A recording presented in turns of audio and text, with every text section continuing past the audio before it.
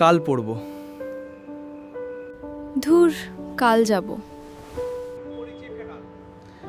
কাল করব।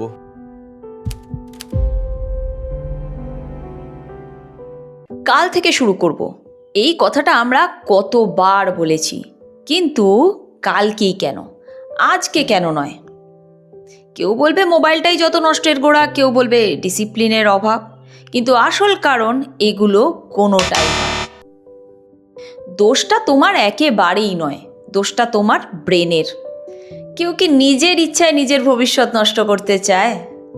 কিন্তু তারপরেও আমরা সেই কাজগুলোকেই ফেলে রাখি যেগুলো আমাদের জীবন পাল্টে দিতে পারে। যেমন সকালে ঘুম থেকে ওঠা, নিয়মিত এক্সারসাইজ, পড়াশোনা, সবই কাল থেকে হবে। কিন্তু কেন? কারণ আমাদের মস্তিষ্ক ভবিষ্যৎ বলে কিচ্ছু বোঝে না। সে শুধু একটা জিনিসই বোঝে, আজকে কি করে টিকে থাকা যায়। কারণ হাজার হাজার বছর আগে এটাই ছিল তার একমাত্র কাজ। বাঘের থেকে বাঁচো, বিপদের থেকে বাঁচো, অজানা রাস্তাকে এড়িয়ে চলো, কারণ এগুলো মানেই ভয়। এখন আর ওই বাঘ ঠাক সিংহ ঠিঙ্গ নেই, কিন্তু ভয়টা তো আছে।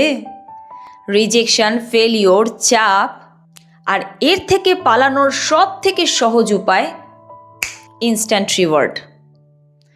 যখনই আমরা স্ক্রোল করি, গেম খেলি বা ভিডিও দেখি, আমাদের মস্তিষ্ক ক্ষরণ করে ডোপামিন।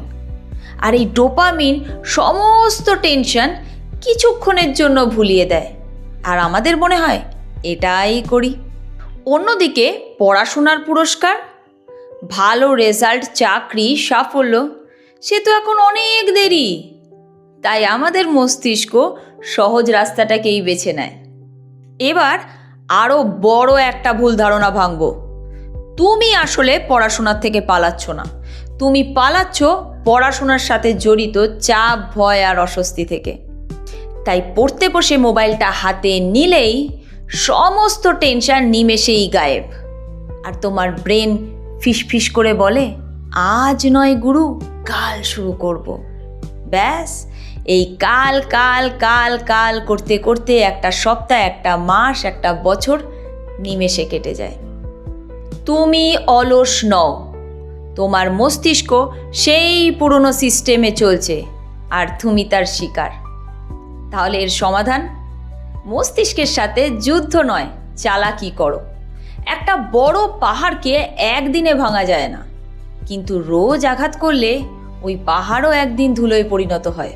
তাই ব্রেনকে বলো না আজ টানা 4 ঘন্টা পড়ব, বলো আজ জাস্ট 10 মিনিট পড়ব।